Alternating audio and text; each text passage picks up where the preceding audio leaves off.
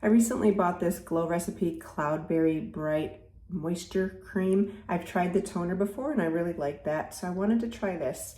Now, it smells really good. Saying that, it does have a fragrance, which if you use Glow Recipe, a lot of their products, most of them have fragrance. So if you're sensitive to fragrance, especially on your face area, just know this one does have almost like a citrusy scent to it. I don't love fragrance on my face, but I love the toner so much.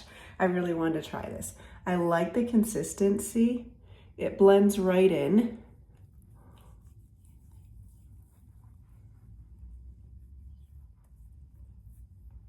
I have a lot of redness on my face. I feel like when I use this with the toner, I did notice a brightening effect. My skin was less dull. It wears really well under makeup. No pilling or anything like that. And you get a lot in here. You don't need a bunch. So this tub will last quite a bit. And it's hard too. I love that. So yeah.